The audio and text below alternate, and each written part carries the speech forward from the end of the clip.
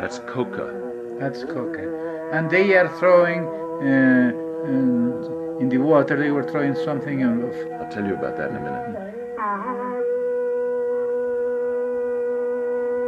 Here they're exchanging coca as a greeting.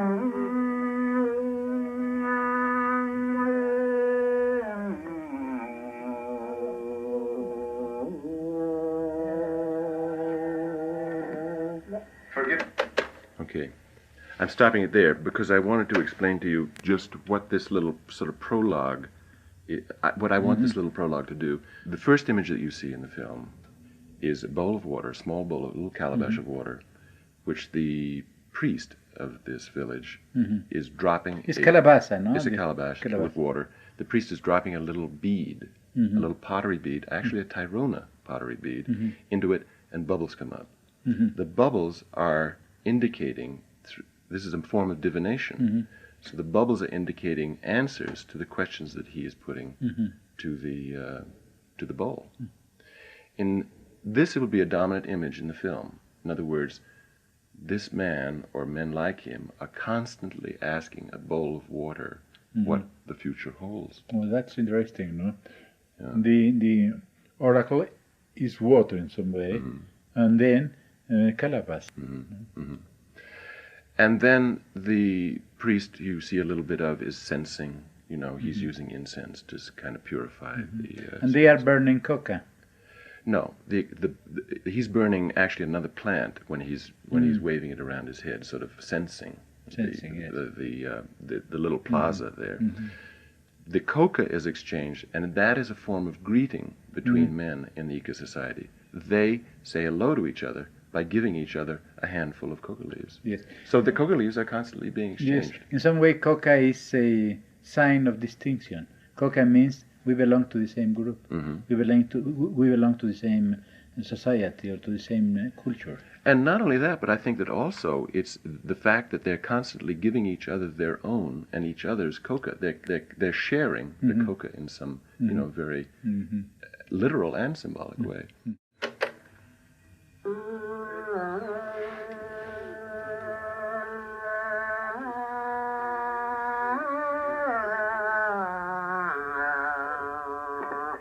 This is the main priest, a man who I called a shaman, but I have no reason to believe that he is or isn't. I mean, he's praying. The film really is all about hands which produce food and produce clothes and produce religion. Now, this he's praying for what? Asking for water? He's praying to the gods for health, maybe, or for food, or usually it has something to do with something needed. But they're also always feeding the gods themselves. Did you have some record of the words? No. Of the words he was saying? No, I'm not even sure that he's saying words.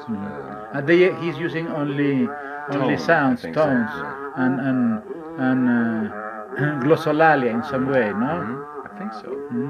This was my great problem, you see. I had no linguistic key to the culture.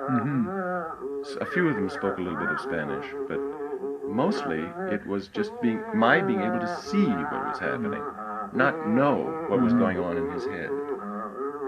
But I feel as though I know a lot about the culture from just seeing. Yes. And yet it's very hard for me to find a way to express what I know about them because all I have are images to do. It's beautiful, this. Okay, now here, Octavio, they're going to burn shells, which then they grind up and they use with the coca. They put it in their mouth and it stimulates the coca a little bit.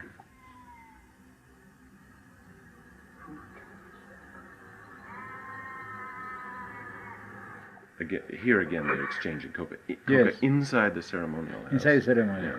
Yeah. On television, it doesn't come out at all clearly. Must have also a special signification. Oh, a lot, yeah. All right. Here's another example of hands creating life in a way. You know, she is spinning wool for her clothes or for the men's clothes. Now, that's very good because here he's praying with his hands. He's praying with his hands, yes. I see the two extremes. Hands, as a matter of fact, hands is one of the things that distinguish men from animals. We use our hands. And with our hands we create culture. And we pray also. No? Yeah, and I remember so well your book, well, not book, it was an essay you did, I think, about hands making handicrafts, wasn't it? Yes. Yeah. Okay, now this is another piece of handwork, which is cutting cane to make sugar. It's as simple as that. I mean, all of this is very, very simple. And yet, it is extremely hard work. I mean, this man is climbing up an absolutely almost perpendicular They hill. produce sugar also. Well, that's a new thing for them. The sugar was not known perhaps before, no? Not in pre-Columbian times, I don't think. Well, maybe. I have no idea. I don't think so, no.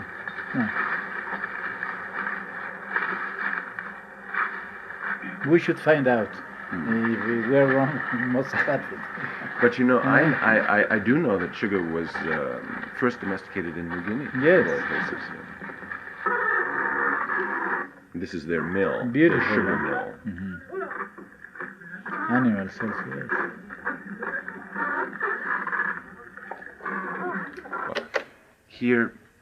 Here he's praying. He's meditating in a sense. He's alone? He's alone. He's alone. Yeah. This is another. He was the shaman, the same. Yeah, same man. This is another theme I think I'm going to try to develop, or have even developed so far, which is the aloneness of the priest in this world. I mean, he must do his work alone, although he works alone in the forest and in the gardens and so forth. But for hours, he will pray to the gods, which is what he's doing now. He has these offerings, and then he puts them in a place, in some rocks or something. Now, it's very, yes, it's in some ways tragic, no? The destiny of a priest, to be alone among nature, among the gods. No? Well, it's a great responsibility, too, I suppose.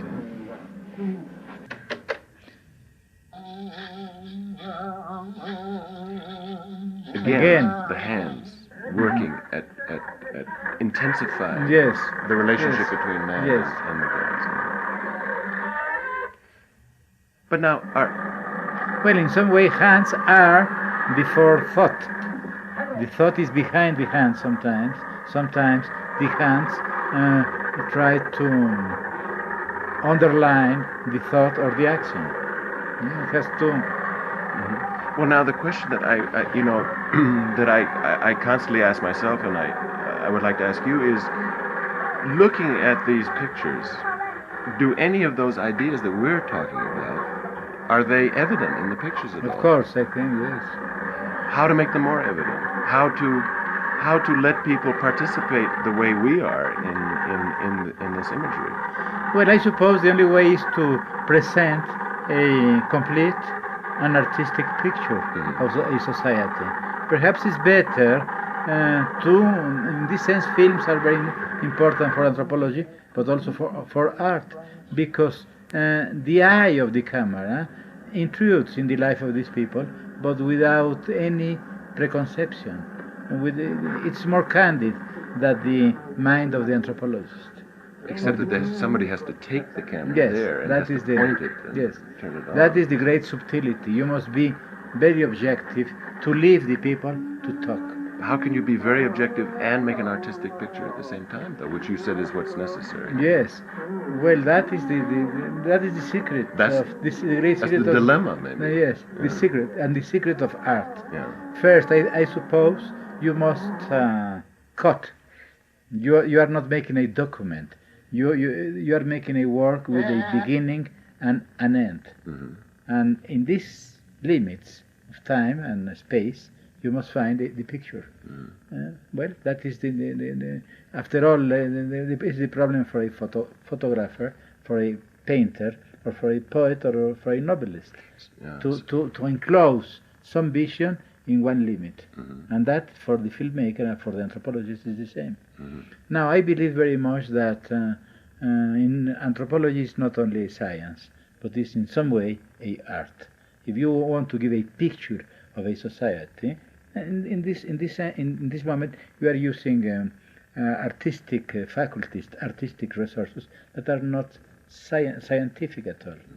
Not yet, and Not yet. included in the scientific of course. method anyway. Yes. Yeah. Of course, in some way, art, the frontiers between art and science are very, very, very vague. You know, mathematicians think that mathematics is as a art. Some way they are right. But anyway, you don't feel that I have to suffer from the desperation that I feel sometimes that I never get beyond the skin. You know that. No, I you never must get suffer this. beyond- You must suffer this. You must suffer it, because if you don't suffer it, you are not going to do it. Uh-huh. But as a matter of fact, I think it's a prerequisite to suffer in order to suffer this anguish that you are not going to get inside. If you have this, you are in the good way. Maybe you'll Yeah, get there. yes, because then you have sympathy, you have love for your subject, and you can understand a little more. No? The end of the film is a combination of a baptism of a child and a man who goes to the sacred lakes, high in the Sierras, to give offerings to the gods at the most important place, which is the peaks where the gods live. They live in the lakes and they live in the peaks, depending on which god it is. So this is the beginning of his going out of his village. The shaman goes alone. He goes alone. Well, he doesn't really, but I'm making him go alone. This is my artistic privilege, I think. I hope. He doesn't go alone. Oh, I went with him. Oh, you was? Yeah, and Bob went, and some other men he met there, and so on. But anyway, I'm keeping him alone.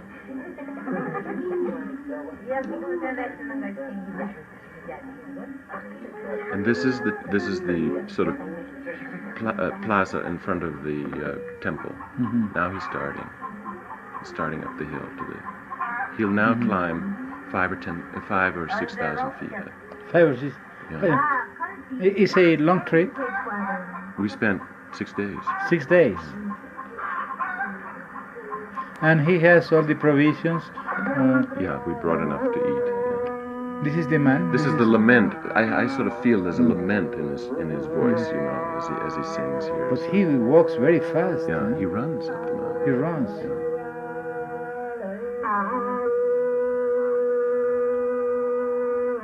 And he prays at each stage. And this stage, these stops in the pilgrimage It's exactly what it is. are already settled, or no? But they are spiritual points. You know, yes. they're sacred places. Yes, must be with some orientation, perhaps, no? Probably. All these things I Perhaps wish I knew. Have some religious geography, no? Indeed. Because all in all religions, when you have this kind of pilgrimage, you have stops according with a myth, and sometimes according with the orientation of the cosmos. Absolutely. And these people have a highly Now he has changed. No? elaborate sense of the landscape geography. has changed. Changed, See, exactly. Stones now, no? See, stony landscape. Now the sound, I haven't put the sound in a lot of places here, but you can get the idea of what it's like to walk through this terrain. He knows very well also. Now in a moment you will actually see the great snow-capped peaks, which are the Simon Bolivar range in, I see. in that Sierra. You just begin to see them there.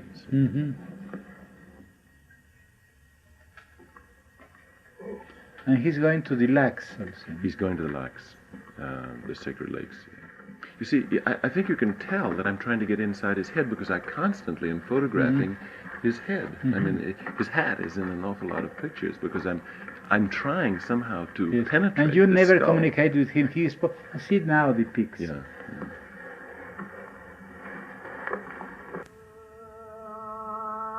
Again. Again, the hands there, pray.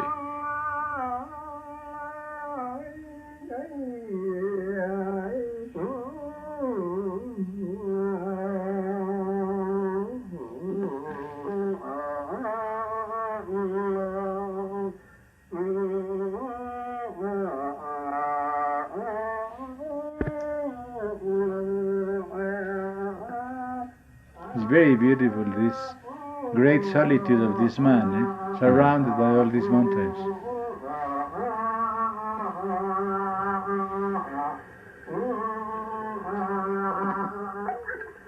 Okay, now this is, again, he's using the divining cup. And this is the beginning of the baptism. I'm just going to show you a little bit of the beginning of the baptism, then we'll jump. That's in the village, no? That's back in the village, yeah. Back in the village. So these things are happening in parallel time. Yes, I see. Piece of cocoa which blesses the divining bowl. So he blesses it then.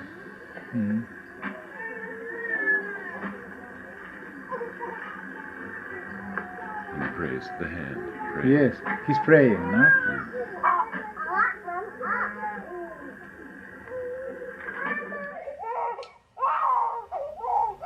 They are bathing the child.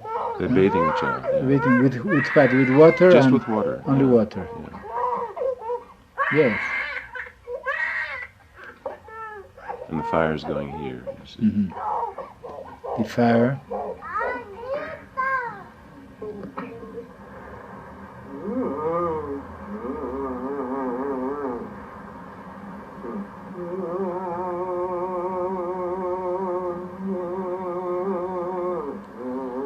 It's very beautiful, this song.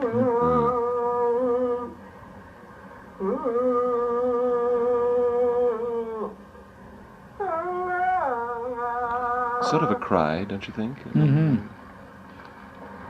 Yes, for us at least, no, as a kind of I am alone here, help me, or I am alone in the world, no, the invocation to the spirits or to And now powers. he's put the offerings, which are symbolic food for the gods, under some rocks, and the gods will come and take it. Son las 22, las 2, las 3, las 4, las 5, las 6, las 7, las 8, 22 ánimos, corazón. Toda clase, mijita mía, toda clase, mijito mío. En esta tierra nevada, mi población mío.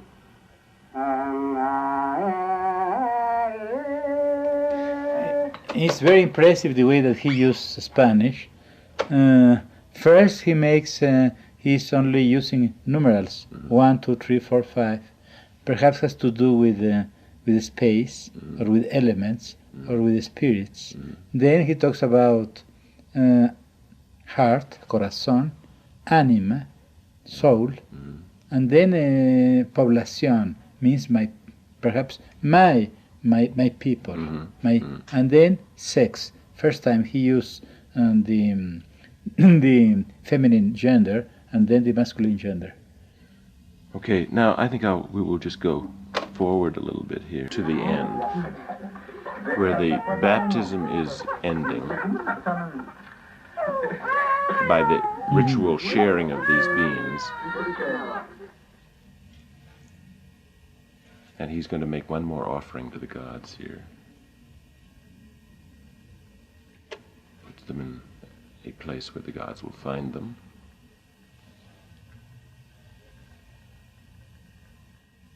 Drops cocoa on them, which blesses them. and then starts home. Mm-hmm.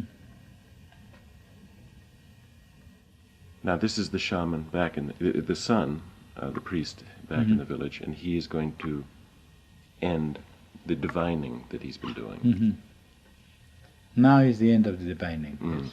And in a way, for me, it's the end of the film, and it's the end of the culture. Mm-hmm. And tell me, do you know what he's asking? No. No.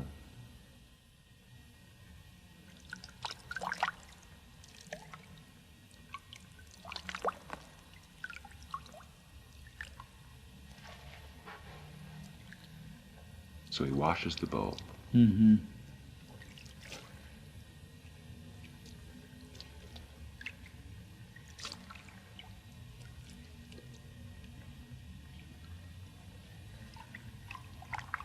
Washes the stones. And then put in the... And then it all sort of goes out Yes. into the sand. Yes.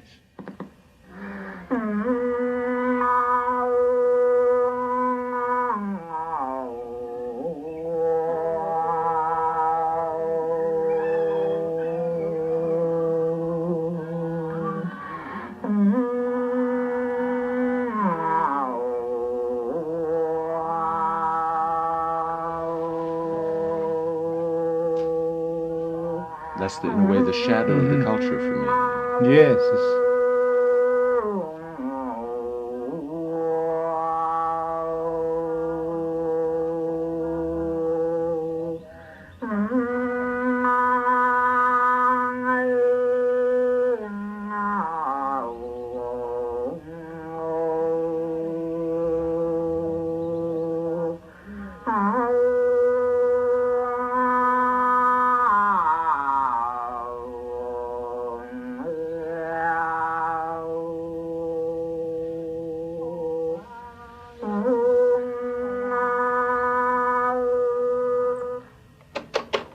And he disappears in the mist. Well, I think is you have found the key, no? The beginning, the image of the water, and divination, and the end, and the water already spilled and going back to the earth. Well, that is the central. I mean, that they are the limits of the culture. They are the limits of life in some way. And in a sense, I think that they're the necessary end symbols for a culture which historically is in the position that it's in, which is that it has to disappear. Yes, it's going to disappear. It's very sad, very tragic, no? But this is in some way the image of mankind, no? The beginning and also the end. After all, we think we are very different, but our culture was born. We saw also image, not in water, but in some other Steel, mirrors. maybe. Yes, Yeah. and then we are going to disappear also. But it's very beautiful, the image, no? And then the idea that you didn't have any linguistic help, but you have, well, first your eyes, and then the Western culture in some way is important because we have an enormous experience dealing with foreign civilizations. The other civilizations didn't have this experience. Greeks ignore totally the foreigners. They call them barbarians. But in Western culture, first Christianity and then in the 19th century, science start to see the difference as significant and not only as signs of inferiority as in the old time. And that's very important. And then you find two things. You could not, of course, understand everything, but you knew very well this relationship between, first, the hands and the mind, and the acts. And that civilization is that. There is none without it. It's made of image, symbols, but also of acts, people spinning or cutting sugar. Making things, to make things.